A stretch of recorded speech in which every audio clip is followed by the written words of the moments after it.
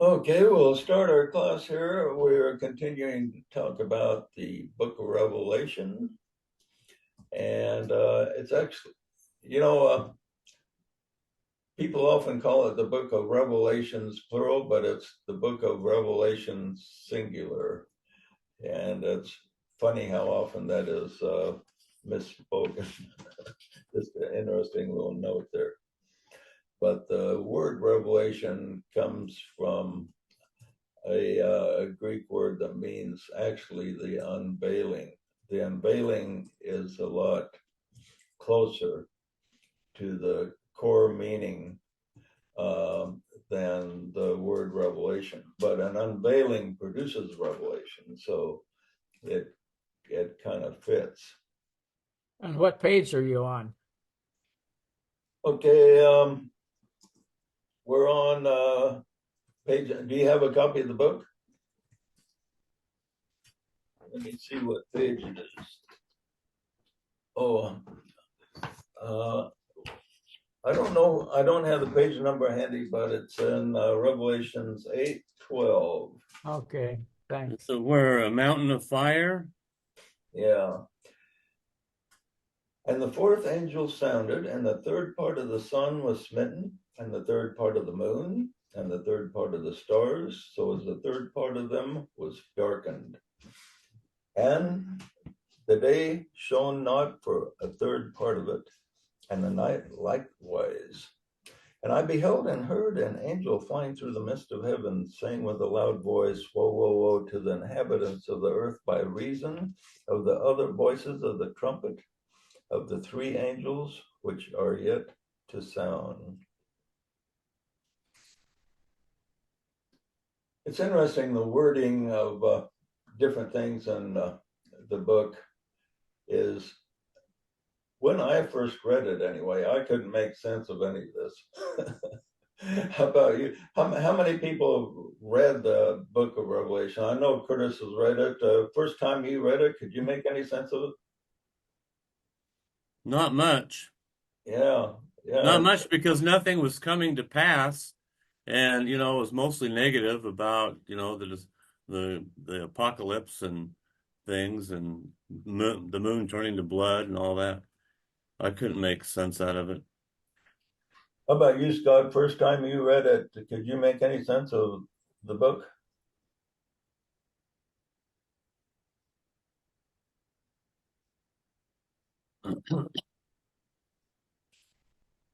He might be away from his mic. Well, yeah, I just want to interject a thought. Can I interject a thought? Sure. Well, just my thought. Um, if I were John the Revelator and I wrote this apocryphal book with deep meaning, sub-meaning, subtones, subtext, knowing that the average person would not be able to understand it, that it would become completely misinterpreted and devalued, although it had a place in the New Testament, but no one understood it. You know what I would do? I'd say, okay, you know what? I'm going to have to incarnate and write a book that will explain the deeper meanings of this book, which is the path of the disciple, the path of Christ, as a disciple becomes a member of the fifth kingdom. And so, and I would probably call it something like the unveiling, because that's what it is. It's a book of revelation, not a bunch of revelations, but the revelation that every individual is treading the path of enlightenment and opening up the seven sacred seals within himself. That's what I would do. I'd come back as Joe Dewey and write this. You think I might have been John in past life. Okay, well, you know what? It only makes sense. I've been thinking about that because now we understand it in a way that the average humanity does not. They don't have a clue, it's just a mystery. And now it's completely being elucidated Probably by the person that wrote it originally. Come back to explain it. What do you think of that? Well, Hypothetical? I'm flattered that you think so highly of me, my friend. Oh, why wouldn't you? Okay. No, I don't JJ see any wasn't other books out there that have the depth. I think this is the best book you've ever written, myself. JJ was Brian in that life. Brian from For Life of Brian. Life of Brian, yeah, right. Yeah. Well, we got to keep that sense of humor, that's for sure. Okay, well, the result of the work of the first three angels was the various elements of heaven fell to the earth. We had spiritual revelation, and they fell to the earth and the seas represent humanity. So we had all this revelation coming down from on high in the first part of this. But this time things are different. This time, instead of new disrupting elements falling down from heaven to earth, we have new disrupting elements falling upon us, which normally shines on the earth, such as the sun, moon, and stars. These are all diminished. Instead of things being increased, this time we have a diminishing. So before we go forward, let's examine the symbols involved here. The sun represents what? God and the monad. Right, God or pure unveiled truth. Okay. The moon, now the moon reflects the sun. So what would the moon represent in the symbology here? Humanity. Part of humanity, that's for sure. So Well, in individually, it would represent the soul because the soul reflects the light from the monad and is transferred into the personality, which represents the stars or the belief systems of the individual. okay, but in this particular circumstance, the moon reflects the light of the sun, and that's like we look at the teachings of God as represented in the scriptures. Everybody wants to follow God, and instead of following God, what they follow is a reflection, and that's the authorities of the world that tell us what God thinks. So it's really the moon kind of represents the power of the beast, and the fact the beast gives us a reflection of God rather than the pure knowledge from God. Now, in other words, But we are created in the image and the likeness of God. Yeah. So that could be a teacher, priest, prophet. These are all symbolic of the moon in Right. this interpretation here. So what do the stars represent? What is what? What do the stars represent? Well, fixed beliefs for one thing. Right. You've studied this pretty good. These are fixed beliefs of humanity. And the interesting thing about the stars in relation to the moon is the stars have their own light. But if you take the light of all of the stars together in the heavens at night, it's only a very small fraction of the light of either the moon or the sun. And so they don't have very much light. But the interesting thing about the stars is the stars have just as much light as the sun, but they're far away. So within us, we are individuals who are like stars in a way, is that within us is really the same power of God that the sun has. Matter of fact, some of the suns out there are 100 times bigger and brighter than the sun is. than our sun is. It's just that they're so far away. Now, and this is symbolic of us, that we have God within us, but we're like stars in the fact that we just see a slight glimmer of the light of God within us. It's just very slight, just enough to be seen like a star in the night sky. But when we come to the true reality, we will realize that no, it's just not a star there. I'm a sun.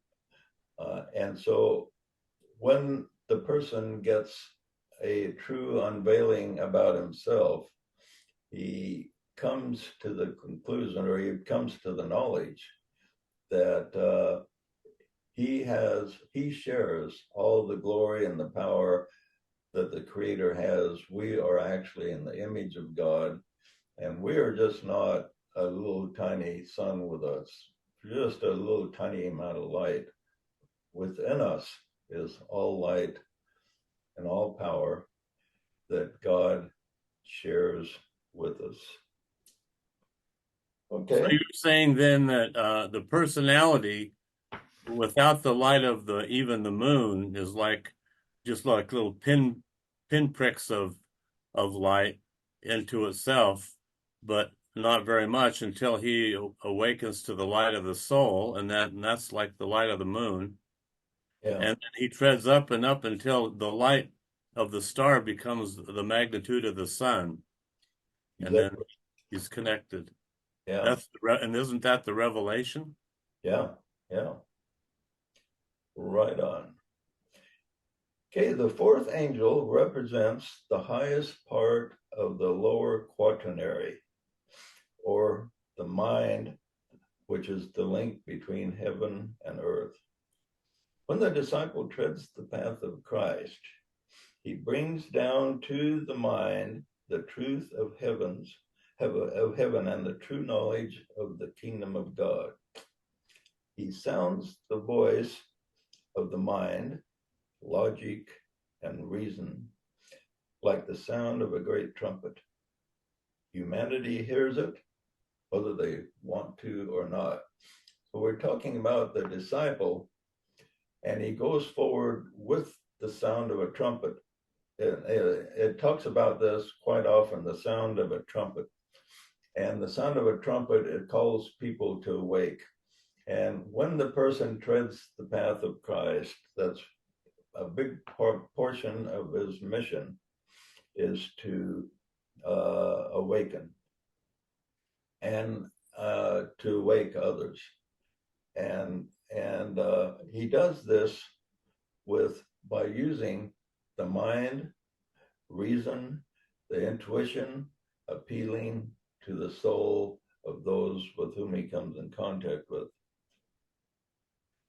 So the trumpet, the sound of the trumpet calls people to awake. And oftentimes when you're asleep and you hear a loud sound, you just find it annoying. So not everybody welcomes the messenger, that's for sure.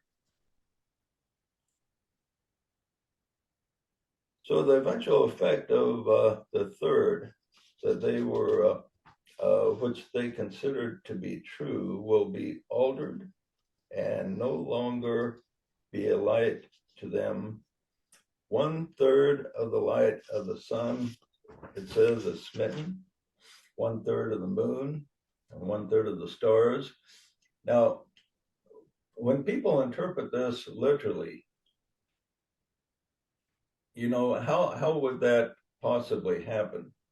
If 1/3 of the sun was smitten, 1/3 of the moon would also be diminished, but it wouldn't do anything to the stars if we're looking at a literal interpretation. Now, the interesting part about the book of Revelation, there will be pieces of it that will seem to literally transpire, but not all of it in the sequence that it's predicted here. Only in the life of the disciple will this have a literal meaning. But to think, how could if we expected a literal fulfillment of this, how could a third of the sun, a third of the moon, and a third of the stars not give their light? Well, the word smitten, if you look that up, it's kind of not really the right word. More of it's an eclipse. It's kind of an ecliptical happening. Like when you introduced me to the doctrine of reincarnation, that doctrine eclipsed a lot of, well, not so much false beliefs as it did. It just shined a greater light on my whole belief system. So I didn't really lose any stars, but they shone brighter than they were before because of that doctrine. Aha, everything began to make sense. So where I wasn't seeing clearly that point of doctrine, which was like a big piece of the puzzle, when that piece was inserted, it's like my light shone brighter. The sun shone brighter. Yeah. Okay, you're jumping ahead there. Good. Now, as far as a literal fulfillment, if a literal fulfillment, if I was a literalist, the only way this could be literally fulfilled is if like a big volcano went off and shut out 1/3 of the light, and it could affect the light of the sun, moon, and stars. That would be the only possible way. But we're looking at the symbology, and first of all, the meaning of the third is that when the disciple presents his message, it disturbs the belief systems of everybody that he's in contact with. So the light that they thought they had from their belief in God, their belief in their authorities, their belief about themselves, it's all altered. At least 1/3 of what they believed in before now has to be readjusted. Wouldn't you say that happened to you, Curtis, when you got the greater light, that you changed probably at least 1/3 of everything you believed? Well, that's what I just said. Not only that, uh, well, I was so excited about this new knowledge, and it wasn't just reincarnation. It was you wrote the first article you wrote that impressed me was on the literal gathering of Israel. That was like another piece, and then areas where the church was out of order, that made a lot of sense. And then I began to see how a little bit of knowledge was like catapulted me ahead of the herd. So when I tried to share a little bit of what I had learned with other fellow saints, they just cowed down and they began to attack me, but they couldn't use any logic or reason against the material, the ammunition that I had acquired. So it really had a dividing effect on the people that I shared it with, and I couldn't hold it back. I had to share it because I was consumed with all this information that you'd been storing up for years and years, and here you found someone that was receptive, and so I had to share it. And the people that I shared it with, they either hey, like my sister, she goes, yeah, that really makes a lot of sense, or you're going to hell. There's no way you're just not following the words of the prophet. Yeah. Okay, and as you pointed out, the word smitten comes from the Greek word pleso, and this is the only time it's ever used in the Bible. So scholars do have a little bit of guesswork, but the closest word to it is eclipse.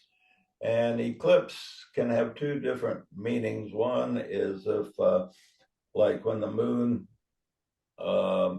goes covers the sun. That's called an eclipse, and it shuts out the light. The other meaning of eclipse is that the light is increased. For instance, Sam's performance eclipsed anyone else. So Sam's performance was so good that his light was so great that the greater light outperformed the lesser light, so to speak. And this is what I think it means by eclipse in this circumstances, that the light of the sun, the moon, and the stars is eclipsed by the greater light that is brought from heaven to the earth. And at least 1/3 of what everybody believed is completely altered when the revelation is presented to the various seekers. Yeah, but a lot of those people don't want to be eclipsed. Yeah, we're kind of getting into that. Okay. So then he says, and I beheld and heard an angel flying through the midst of heaven, saying with a loud voice, Woe, woe, woe to the inhabitants of the earth, by reason of the other voices of the trumpets of the three angels, which are about to sound. In other words, the people affected by the Christed one had better prepare. If you think the effect on you is great so far, in other words, it's saying, well, just wait for the things to come. So we'll move on to chapter 9. And to give us kind of a rundown, I'm going to read the first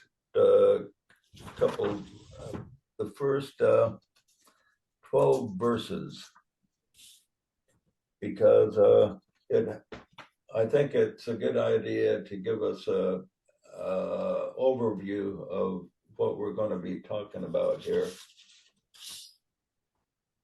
The fifth angel sounded, and the fifth angel represents the heart center of the chakras. The heart center is the fifth one up, and in the heart center is the revelations differentiating lower desire, lower romantic love to the pure love of Christ, so to speak. And the fifth angel sounded, and I saw a star fall from heaven to the earth, and to him was given the key of the bottomless pit. And he opened the bottomless pit, and there arose a smoke out of the pit, as the smoke of a great furnace, and the sun and the air were darkened by reason of the smoke of the pit. And there came out of the smoke locusts upon the earth, and unto them was given power, as the scorpions of the earth have power. And it was commanded to them that they should not hurt the grass of the earth, neither any green thing, neither any tree, but only those men which have not the seal of God in their foreheads. And to them it was given that they should not kill them, but that they should be tormented 5 months, and their torment was the torment of a scorpion when he striketh a man. And in those days men shall seek death, and shall not find it, and shall desire to die, and death shall flee from them. And the shapes of the locusts were like unto horses prepared unto battle, and their heads were as it were crowns like gold, and their faces were as the faces of men. And they had hair as the hair of women, and their teeth were as the teeth of lions. And they had breastplates as it were breastplates of iron, and the sound of their wings was as the sound of chariots of many horses running to battle. And they had tails like unto scorpions, sounds like describing helicopters, and they had stings in their tails, and their power was to hurt men 5 months. And they had a king over them, which is the angel of the bottomless pit, whose name in the Hebrew tongue is Abaddon, but in the Greek tongue hath the name Apollyon. There's a lot of interpretation. Orthodoxy has given this about wars and different things that will happen in the last days. I remember when in the days of the hippies, where it says they had hair like the hair of women, they thought, well, that's a fulfillment of this prophecy, all these hippies with long hair. And now we got a lot of short hair again. So that really wasn't it. But it's amazing how many interpretations come and go that they think the prophecy is being fulfilled. But let's talk about the what we see as the true interpretation. First of all, we need to examine the phrase bottomless pit. That is a key phrase here. Bottomless pit. Bottomless comes from the Greek word abyssos, which is translated as deep or bottomless. It often refers to, it can refer to a well that's very deep, or the sea, which is very deep. For instance, in the book of Genesis, this word, the Hebrew version of the word is used when it talks about darkness was upon the face of the deep. And in Psalms, the Hebrew word tehom is used for it, which says, whatsoever the Lord pleased, which he did in heaven and in earth and the seas and all the deep places. So this word deep can be used in heaven, referring to heaven, but when it's used with heaven, it's like the opposite of heaven. And then in the earth, a very deep well, or the seas, a very deep, bottomless. In other words, something with no bottom that you can't find the end of. How about unfathomable? Yeah.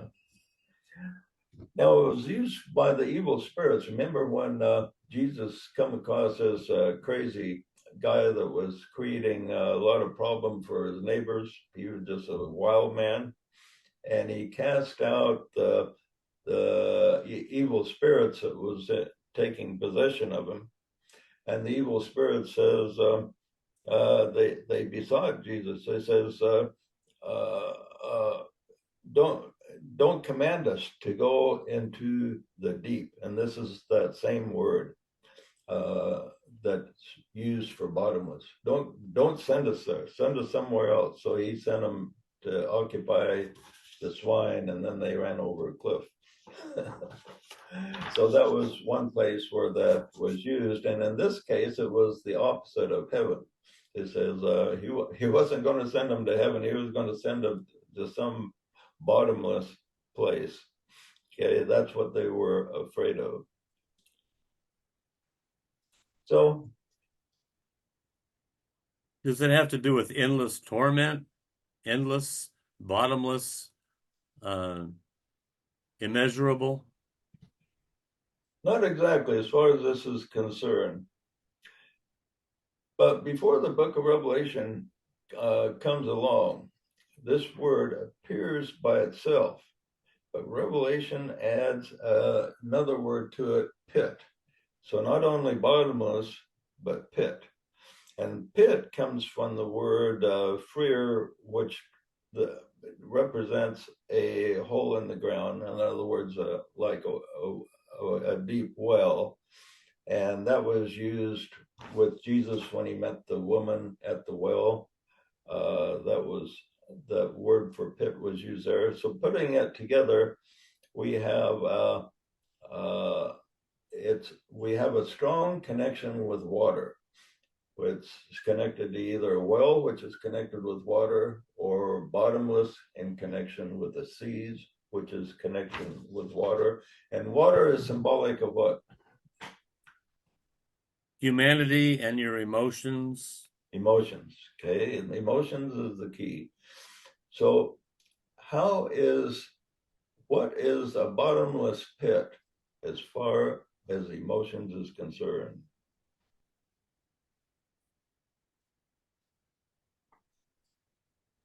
Would that be depression? Yeah, it's basically the lower emotions. The lower emotions is like a bottomless pit, and it's kind of produces the hell on earth for the people of the planet. And it's symbolic of the solar plexus. Now we want to move up to the heart, which is the fifth angel. It rises above the bottomless pit, but the